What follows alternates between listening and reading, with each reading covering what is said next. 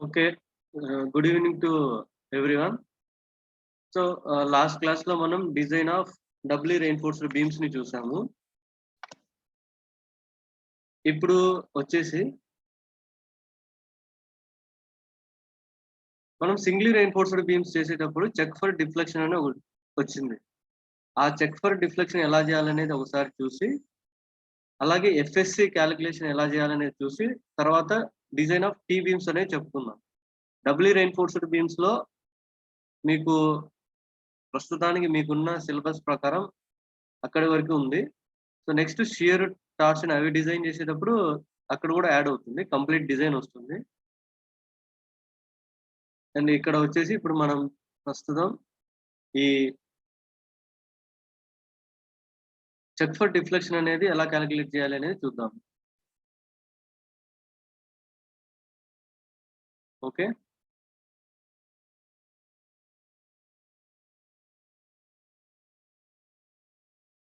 So, ఇది మనము సింగ్లీ reinforced beams చేసిన తర్వాత సింగ్లీ రెయిన్‌ఫోర్స్డ్ బీమ్స్ అయినా, డబ్లీ రెయిన్‌ఫోర్స్డ్ బీమ్స్ అయినా ఈ చెక్ ఫర్ డిఫ్లెక్షన్ అనేది సేమ్ అన్నమాట. కాబట్టి ఈ ఏఎస్‌టీ వాల్యూస్ వచ్చిన తర్వాత ఇదంతా మీకు లాస్ట్ క్లాస్‌లో ఎక్స్‌ప్లెయిన్ చేశాను. ఏఎస్‌టీ ఎలా ఫైండ్ ఔట్ చేయాలి? నంబర్ ఆఫ్ బార్స్ ఎలా ఫైండ్ ఔట్ చేయాలి? ఏఎస్‌టీ ప్రొవైడ్ ఎలా ఫైండ్ ఔట్ చేయాలి అనేది. ఈ ఏఎస్‌టీ డీటెయిల్స్ అనేవి ఫైండ్ ఔట్ చేసిన తర్వాత నెక్స్ట్ స్టెప్ వచ్చేసి చెక్ ఫర్ డిఫ్లెక్షన్ అన్నమాట. ఈ చెక్ ఫర్ డిఫ్లెక్షన్ చేయాలి అంటే మనం మెయిన్‌గా ఎల్/డి రేషియో మీద ఇది డిపెండ్ అయ్యి ఉంటుందన్నమాట. ఓకే. ఈ చెక్ ఫర్ డిఫ్లెక్షన్ కూడా అన్ని ప్రాబ్లమ్స్‌కి మనం చెక్ చేయము. మనం ఎల్/12 టు ఎల్/15 రేషియోతో డెప్త్‌ని అస్యూమ్ చేసుకున్నాం గదా! అలా బీమ్స్‌ని కంప్లీట్ డిజైన్ ఎప్పుడైతే చేస్తామో అప్పుడు మాత్రమే ఈ చెక్ ఫర్ డిఫ్లెక్షన్ చేస్తాం. ఎందుకంటే మనం అస్యూమ్ చేసుకున్న ఆ డెప్త్, ఆ డైమెన్షన్స్ అనేవి డిఫ్లెక్షన్‌ని రెసిస్ట్ చేయగలవా లేదా అనేదాన్ని. ఓకే. ఇది ఎప్పుడొస్తుంది అంటే ఈ చెక్ ఫర్ డిఫ్లెక్షన్ అనేది మనం సింగ్లీ రెయిన్‌ఫోర్స్డ్ బీమ్స్‌లో లాస్ట్ టైప్ ఆఫ్ ప్రాబ్లమ్ చేసాం. అంటే డైమెన్షన్స్ ఆఫ్ ద బీమ్స్ ఇవ్వనప్పుడు మనమే ఎల్/డి రేషియోని అస్యూమ్ చేసుకున్నాం. ఎల్/12 టు ఎల్/15 మధ్యలో. ఆ ప్రాబ్లమ్స్‌లో మనం ఫైనల్‌గా చెక్ ఫర్ డిఫ్లెక్షన్ అనేది చేయాలి. ఈ చెక్ ఫర్ డిఫ్లెక్షన్ అనేది ఎలా చేయాలి అనేది ఇప్పుడు చూద్దాము. యాక్చువల్‌గా సింప్లీ సపోర్టెడ్ బీమ్స్‌కి, క్యాంటిలివర్ బీమ్స్‌కి, కంటిన్యూయస్ బీమ్స్‌కి ఈ ఎల్/డి రేషియో స్టిఫ్‌నెస్ వాల్యూస్ అనేవి ఉంటాయన్నమాట. ఆ స్టిఫ్‌నెస్ వాల్యూస్ సింప్లీ సపోర్టెడ్ బీమ్స్‌కైతే 20.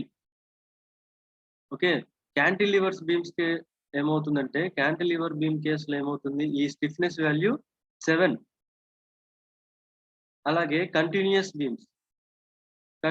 బీమ్స్ అయితే అలాంటి కేసులో ఇదేమవుతుందంటే, ఈ స్టిఫ్‌నెస్ వాల్యూ 26 అన్నమాట. ఇవి నేను చెప్పిన వాల్యూస్ కాదు. మనకు కోడ్ బుక్‌లో ఈ వాల్యూస్ ఇచ్చారు. ఓకే. అలానే మీరు design of singly reinforced beams introduction చెప్పుకునేటప్పుడు చూసాం వాటి గురించి. అవి ఇంట్రొడక్షన్ క్లాస్‌లో ఎలా అనేది. ఓకే. అది గూడా చూపిస్తాను. చూడండి ఒక నిమిషం.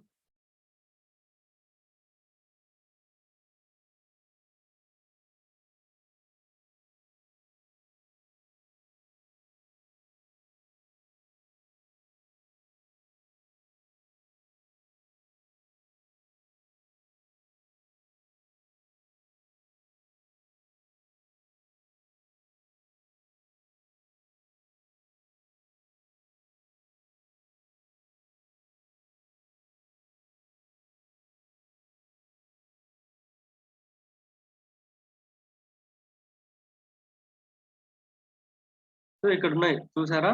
ఇక్కడ కనిపిస్తున్నాయి గదా! ఈ వీటినే మనం లిమిటింగ్ స్టిఫ్‌నెస్ వాల్యూస్ తీసుకుంటున్నాం. సో ఇవి ఎప్పటి వరకు అప్ టు 10 మీటర్స్ స్పాన్ వరకు. 10 మీటర్స్ స్పాన్ లోపలుంటే మనం ఈ స్టిఫ్‌నెస్ వాల్యూస్‌ని తీసుకొని వీటిని మనం కన్సిడర్ చేసుకున్నాం. ఇప్పుడు మనం సింప్లీ సపోర్టెడ్ కేస్ కాబట్టి స్టిఫ్‌నెస్ వాల్యూ 20. ఇది ఎక్కడి నుంచి తీసుకుంటున్నాం? ఐఎస్ 456 2000 క్లాస్ 23.2 నుంచి ఈ స్టిఫ్‌నెస్ వాల్యూస్ అనేవి కన్సిడర్ చేస్తున్నాం. సో చెప్పా గదా! క్యాంటిలివర్‌కి 7, కంటిన్యూయస్ బీమ్స్‌కి అయితే 26 అని. ఈ 3 వాల్యూస్‌ని గుర్తుపెట్టుకోండి. మనం స్టిఫ్‌నెస్ ఈ చెక్ ఫర్ స్టిఫ్‌నెస్ లేదా చెక్ ఫర్ డిఫ్లెక్షన్ చేసేటప్పుడు ఇది అవసరం అవుతున్నాయి. ఓకే. సో ఇప్పుడు మనం సింప్లీ సపోర్టెడ్ బీమ్ ఇచ్చాడు కాబట్టి for simply supported beams basic value of L/D ratio is equals to 20 గా తీసుకుంటాం. అండ్ ఇప్పుడు మనం ఏం చేయాలి అంటే ఈ చెక్ ఫర్ డిఫ్లెక్షన్ చేయాలి అంటే మోడిఫికేషన్ ఫ్యాక్టర్ అనేది ఒకటి ఫైండ్ అవుట్ చేయాలి. ఆ మోడిఫికేషన్ ఫ్యాక్టర్ అనేది దేనిపైన డిపెండ్ అయ్యి ఉంటుందంటే మెయిన్‌గా percentage of steel and FS value మీద బేస్ అయ్యి ఉంటుంది. Okay. Percentage of steel and FS వీటిని ఎలా ఫైండ్ అవుట్ చేయాలి అనేది ఇప్పుడు చెప్తాను. ఓకే. ఈ పర్సెంటేజ్ ఆఫ్ స్టీల్‌కి ఫార్ములా ఏంటి అంటే AST provided divided by AST provided divided by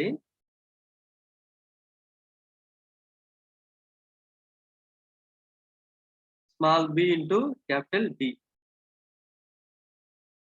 AST by BD. AST by BD తీసుకుంటే మనకి ఈ ఇంటూ 100 వేసినప్పుడు మనకు పర్సెంటేజ్ ఆఫ్ స్టీల్ అనేది వస్తుంది. ఇక్కడ 1% అని వచ్చింది. ఓకే. సో దీనికంటే ముందు మీరు ఒక కోడ్ బుక్‌లో ఈ మోడిఫికేషన్ ఫ్యాక్టర్ అనేది కోడ్ బుక్‌లో ఎక్కడి నుంచి తీసుకుంటాం అనేది చూడండి. ఓకే. ఇది ఐఎస్ 456 2000 కోడ్ బుక్ అన్నమాట. ఇందులో పేజ్ నంబర్ 38లో మనకి మోడిఫికేషన్ ఫ్యాక్టర్ అనేది ఉంది.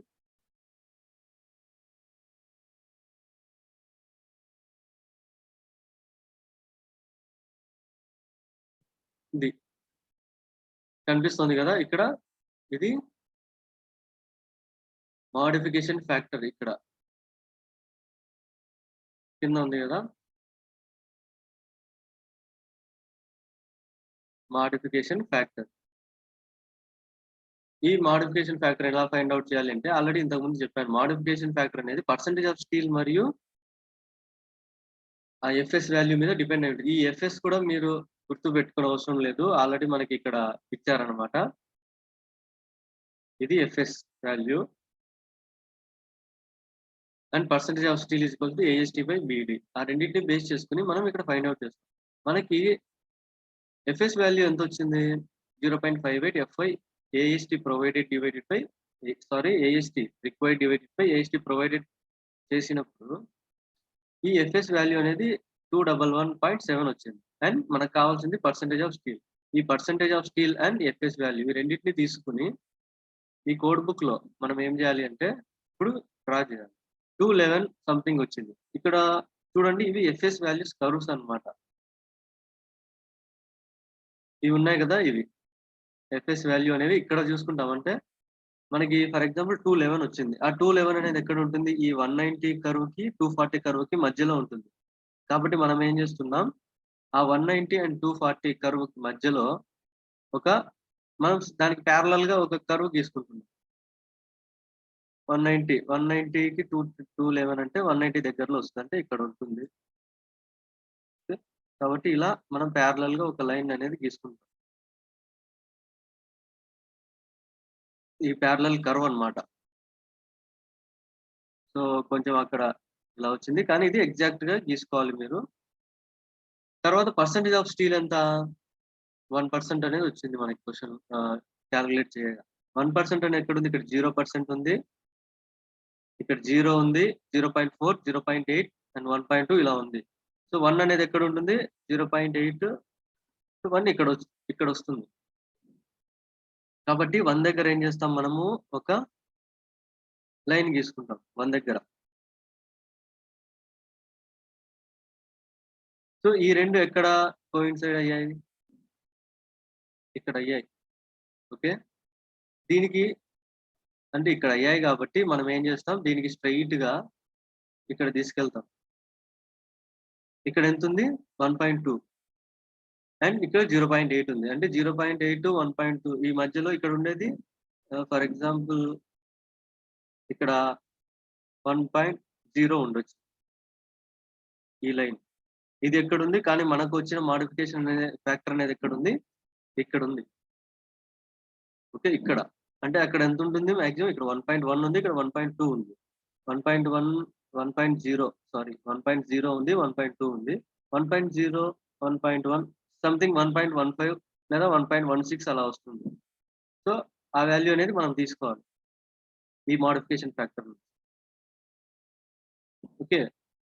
సో ఆ మోడిఫికేషన్ ఫ్యాక్టర్ అనేది ఇక్కడ ఎంత వచ్చింది మనకి 1.15. ఓకే. సో ఇది ఇలా మోడిఫికేషన్ ఫ్యాక్టర్ అనేది ఇలా ఫైండ్ అవుట్ చేయాలి. ఈ కర్వ్ ని బేస్ చేసుకొని, అది ఈ ఫిగర్ ని బేస్ చేసుకొని మనం FS value and percentage of steel, main గా FS and percentage of steel values ని బేస్ చేసుకొని ఈ మోడిఫికేషన్ ఫ్యాక్టర్ అనేది ఫైండ్ అవుట్ చేస్తాం. ఓకే. సో ఆ మోడిఫికేషన్ ఫ్యాక్టర్ వచ్చిన తర్వాత ఏం చేస్తాము, మనకి ఆల్రెడీ తెలుసు L/D ratio for the simply supported beam is 20. ఈ 20కి ఈ మోడిఫికేషన్ ఫ్యాక్టర్ ని మల్టిప్లై చేస్తాం. ఓకే. ఈ 20కి ఈ మోడిఫికేషన్ ఫ్యాక్టర్ అనేది మల్టిప్లై చేస్తాము. అప్పుడు ఎంత వస్తుంది, L/D రేషియో ఇలా వస్తుంది, మోడిఫైడ్ L/D రేషియో. ఈ L/D రేషియో అనేది మనం ప్రొవైడ్ చేసిన L/D రేషియో కంటే తక్కువ ఉండాలి. అంటే మనకి effective length of the beam అనేది మనం ప్రాబ్లం స్టార్టింగ్ లో అనేది ఫైండ్ అవుట్ చేసి ఉంటాము, క్లియర్ స్పాన్ నుంచి ఎఫెక్టివ్ స్పాన్ ని. అలా మనము ఈ డెప్త్ కూడా L/12, L/15 మధ్యలో చేసినప్పుడు ఈ డెప్త్ కూడా మనకి ఫైండ్ అవుట్ చేసి ఉంటాం. ఈ L/12 మనం క్వశ్చన్ లో అజ్యూమ్ చేసుకున్న వాల్యూ అనేది ఇక్కడ మనం మోడిఫికేషన్ ఫ్యాక్టర్ తో మల్టిప్లై చేసినప్పుడు వచ్చిన వాల్యూ కంటే తక్కువ ఉండాలి. అప్పుడు మాత్రమే ఇది హెన్స్ డిఫ్లెక్షన్ ని కంట్రోల్ చేయగలుగుతుంది. లేదు ఎక్కువ వచ్చిందంటే ఏం చేయాలి, మీరు ఖచ్చితంగా మళ్ళీ డెప్త్ కానీ విడ్త్ కానీ అవి రివిజన్ చేసుకోవాల్సి ఉంటుంది. ఓకే. సో ఇది మోడిఫికేషన్ ఫ్యాక్టర్ గురించి అండ్ చెక్ ఫర్ డిఫ్లెక్షన్ అనేది ఎలా చేయాలి అని. ఓకే, అర్థమైంది కదా? ఒకవేళ మీకు ఇంకెక్కడైనా డౌట్ ఉంటే తర్వాత అడగండి, లేదా ఇది మళ్ళీ యూట్యూబ్ లో పోస్ట్ చేసినప్పుడు ఒకసారి మళ్ళీ చూడండి. అంటే ఇది చెక్ ఫర్ డిఫ్లెక్షన్ చేయడం అన్నమాట.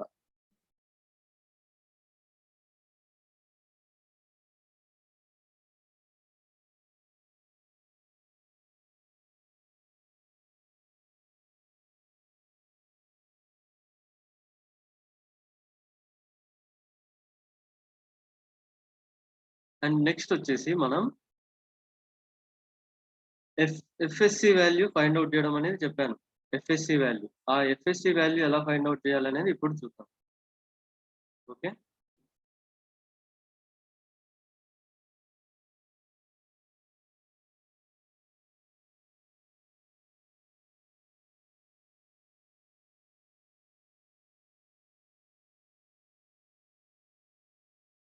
ఇది కనిపిస్తా ఉందా అండి ఈ table? Table F stress in compression అనే ఈ టేబుల్ కనిపిస్తా ఉందా సార్? ఏం కనిపించలేదు, మీ ప్రొఫైల్ ఫోటో కానొస్తుంది అంతే. ఓకే, లాస్ట్ టైం అంతా కనిపించింది కదా అది మోడిఫికేషన్ ఫ్యాక్టర్ది? అవును sir. Okay.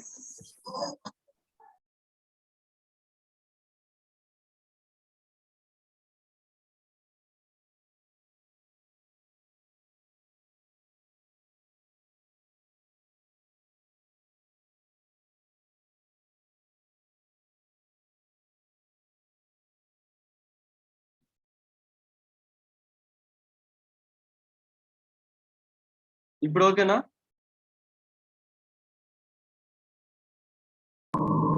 Okay sir. So ఇది చూడండి, ఇది ఎఫ్ఎస్సి వాల్యూ ఎలా ఫైండ్ అవుట్ చేయాలి అనేది టేబుల్ అన్నమాట. ఓకే, ఈ ఎఫ్ఎస్సి అనేది కూడా మనం ఏం చెప్పుకున్నాం, D'/D రేషియో మీద డిపెండ్ అయి ఉంటుంది అన్నాము. ఈ D'/D అనేది ఇది టేబుల్. ఈ టేబుల్ ని మీరు IS 456 కోడ్ బుక్ లో పెన్సిల్ తో నోట్ చేసుకోవచ్చు, ఏం ప్రాబ్లం లేదు.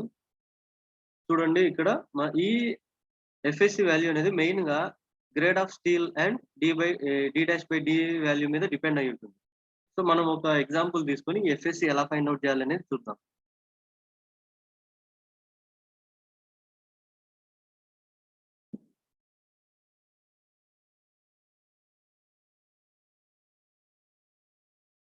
Okay, for example 415 FE 415 grade steel అనుకుందాం. Okay, FE 415 grade steel and D'/D ratio కావాలి మనకి. D'/D సో ఈ D dash by D ratio something 0.016 అనుకుందాం.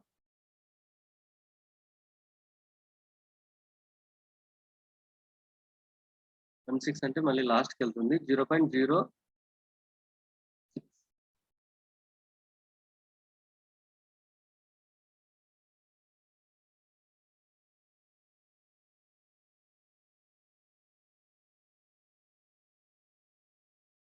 సో 0.058 అనుకుందాం. ఈ 0.058 వచ్చినప్పుడు ఈ ఎఫ్ఎస్సి వాల్యూ అనేది ఎలా ఫైండ్ అవుట్ చేయాలనేది చూద్దాం. సో ఇది ఎలా చేస్తాము అంటే ఇంటర్పోలేషన్ ద్వారా చేస్తాం అన్నమాట. ఆ ఇంటర్పోలేషన్ ఎలా చేయాలి అనేది ఇప్పుడు చూస్తాము. సో ఫస్ట్ వచ్చేసి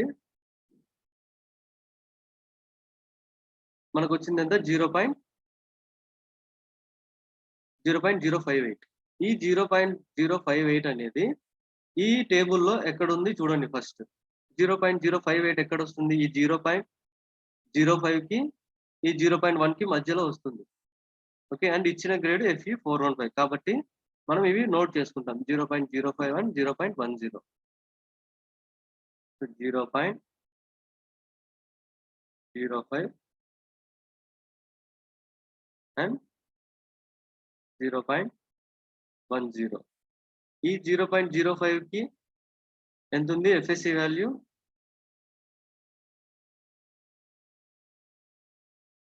0.05 కి 355 ఉంది.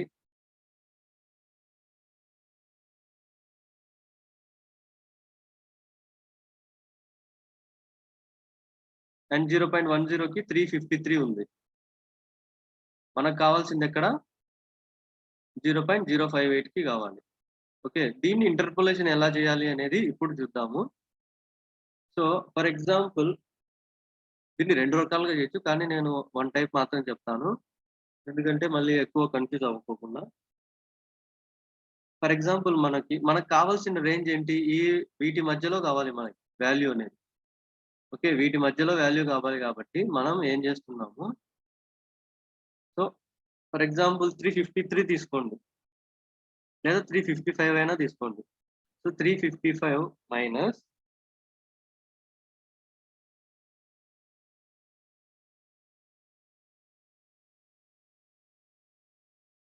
ఇక్కడ ఏం చేస్తాము అంటే, ఇక్కడ బాగా చూడండి, మనము డివైడ్ ఇట్ బై వేసుకోవాలన్నమాట. ఇక్కడ యాక్చువల్గా దీన్ని డివైడ్ చేస్తాం. 353 మైనస్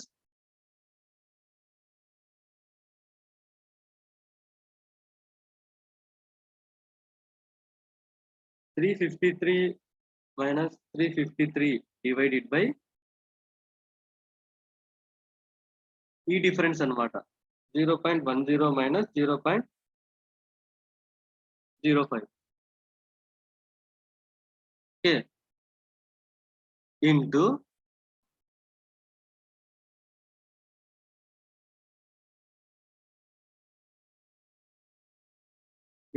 మనకి కావాల్సిన, మనం దేంతో స్టార్ట్ అయ్యాం? ఈ 355 వాల్యూతో స్టార్ట్ అయ్యాం. కాబట్టి 355 కి ఎదురుగా ఏది ఉందో అది అన్నమాట. అంటే మీకు చిన్న సైన్స్ చెప్తున్నాను ఎలా అనేది ఈజీగా. సో ఈ 353కి 0.05 ఉంది కాబట్టి ఈ 0.05 తీసుకోవాలి మనం. దేంతో తీసుకోవాలి? 0.058 తో. అంటే వీటి రెండింటి డిఫరెన్స్ అనేది తీసుకోవాలి. 0.058 మైనస్ 0.05.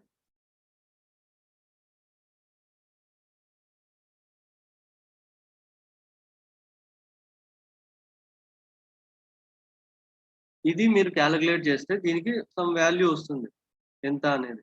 ఆ వాల్యూనే మనకు ఎఫ్ఎస్సి వాల్యూ అన్నమాట. ఓకే, సో ఇది డీటెయిల్ గా చెప్తా చూడండి.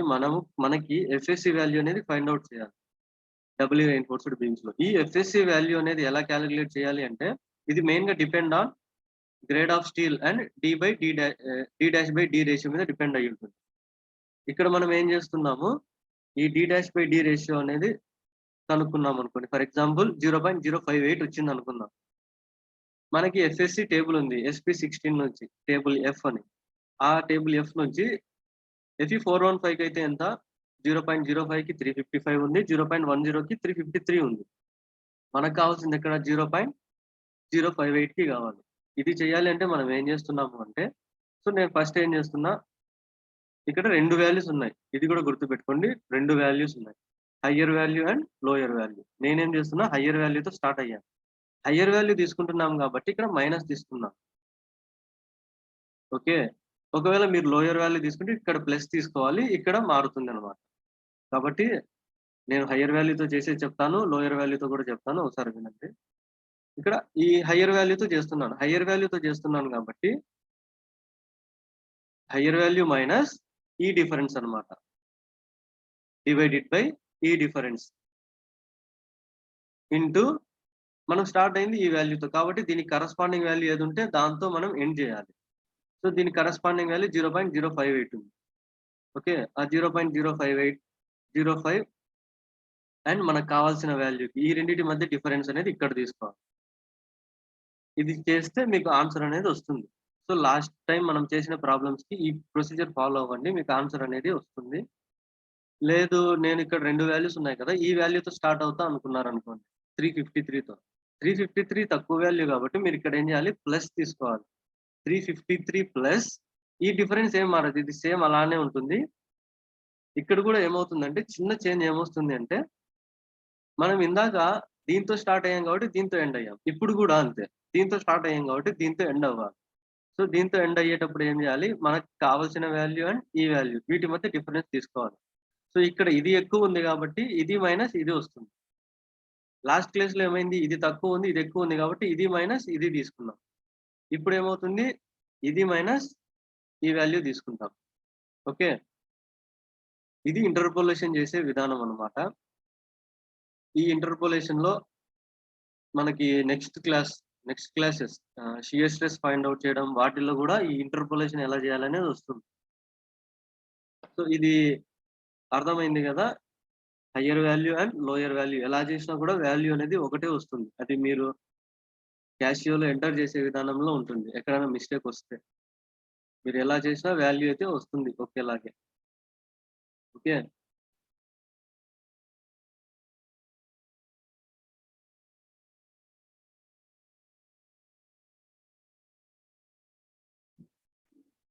చూడండి ఈ చెక్ ఫర్ డిఫ్లెక్షన్ అనేది కొంచెం జాగ్రత్తగా చూడండి, ఎందుకంటే ఇది కొంచెం కన్ఫ్యూజన్ గా ఉంటుంది. సో మళ్ళీ చెప్తున్నాను చూడండి. సో మనకి మెయిన్ గా ఈ మోడిఫికేషన్ ఫ్యాక్టర్ అనేది చేయాలన్నమాట. ఈ చెక్ ఫర్ డిఫ్లెక్షన్ చేయాలంటే మోడిఫికేషన్ ఫ్యాక్టర్ అనేది ఫైండ్ అవుట్ చేయాలి. ఈ మోడిఫికేషన్ ఫ్యాక్టర్ ఎలా వస్తుంది అంటే, మనకి ఇది మెయిన్ గా 2 ఫ్యాక్టర్స్ మీద డిపెండ్ అయి ఉంటుంది. ఒకటి పర్సెంటేజ్ ఆఫ్ స్టీల్ అన్నమాట. పర్సెంటేజ్ ఆఫ్ స్టీల్ కి ఫార్ములా వచ్చేసి AST/B. సార్ ఆ స్క్రీన్ కనిపించలేదు సార్. కనిపించట్లేదు.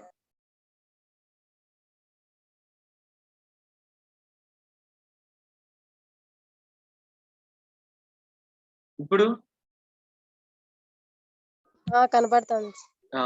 ఓకే. ఈ చెక్ ఫర్ డిఫ్లెక్షన్ చేయాలి అంటే మనం మెయిన్ గా 2 ఫ్యాక్టర్స్ మీద డిపెండ్ అయి ఉంటుంది. ఒకటి percentage of steel and FS value. Percentage of steel కి formula AST provided by BD into 100. అది వేస్తే పర్సెంటేజ్ వస్తుంది అనమాట. అలానే FS వాల్యూ కూడా. సో మనం లాస్ట్ ప్రాబ్లమ్ నే ఎగ్జాంపుల్ గా తీసుకుందాం, ఇంతకు ముందు చెప్పిన వాల్యూస్ నే. అందులో ఏం చేసాం, ఇక్కడ చూడండి, దీనికి లెఫ్ట్ సైడ్ లో ఉండేటి ఏంటి, ఇక్కడ ఉండేది మోడిఫికేషన్ ఫ్యాక్టర్ అన్నమాట. అంటే మనకు కావాల్సిన వాల్యూ ఈ సైడ్ నుంచి వస్తుంది. మనం చూసుకోవాల్సింది ఏంటి, ఇవి అన్నమాట. ఓకే. ఈ ఎక్స్ యాక్సిస్ లో ఏవైతే ఉన్నాయో వాల్యూస్ అవి percentage of tension reinforcement, percentage of steel అన్నమాట. ఈ percentage of steel for example మనకు 1% వచ్చింది ఇంతకు ముందు. ఓకే. 1% ని మనం ఏం చేస్తున్నాం, ఇక్కడ 0, 0.4, 0.8 అంటే ఒక్కొక్క లైన్ కి, ఈ వర్టికల్ లైన్ కి 0.4, 0.2 ఉంది డిఫరెన్స్. ఇక్కడ 0.2 వేయలేదు కానీ 0.2 ఉంది.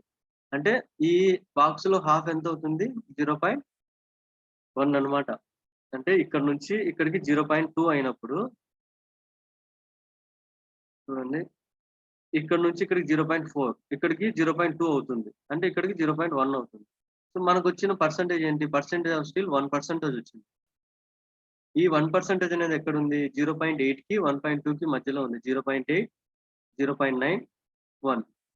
ఓకే. 1 కాబట్టి ఇక్కడ 1 దగ్గర నేను ఒక లైన్ గీసేసుకున్నా వర్టికల్‌గా. తర్వాత ఎఫ్ఎస్ వాల్యూ ఎంతొచ్చింది? 211 సంథింగ్ వచ్చింది. 211 సంథింగ్ వచ్చింది కాబట్టి ఈ 211 ఏదైతే ఎక్కడొస్తుంది ఆ 211 ఈ ఫస్ట్ కర్వ్ చూడండి. ఫస్ట్ కర్వ్ 120, తర్వాత 145, తర్వాత 190, తర్వాత 240, తర్వాత 290. అంటే పైనుంచి కిందకి పెరుగుతూ వెళ్తుంది. కాబట్టి మనం ఈ 211 అనేది ఎక్కడొస్తుంది? 190కి 240కి మధ్యలో వస్తుంది ఇక్కడ. సో ఈ 190కి 240కి మధ్యలో అంటే అప్రాక్సిమేట్‌గా ఇలా తీసుకోండి. ఎగ్జాక్ట్‌గా అంటే గీయలేం. కాబట్టి అప్రాక్సిమేట్‌గా గీసేసి చూసుకోండి. మనకి ఈ వాల్యూ కూడా ఎక్కడి వరకు కావాలి? ఇక్కడ.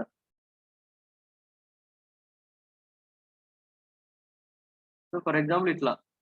ఇలా మనకి ఎక్కడైతే కోయిన్సైడ్ అయితాయో ఈ 2 వాల్యూస్‌ని ఆ 2 వాల్యూస్ కోయిన్సైడ్ అయిన దగ్గర నుంచి లెఫ్ట్ సైడ్‌కి మనం ఒక లైన్ డ్రా చేసుకుంటాం. ఇవన్నీ కూడా మీరు ఎగ్జామ్‌లో బోర్డ్ బుక్‌లో పెన్సిల్‌తో మాత్రమే డ్రా చేసుకోవాలి.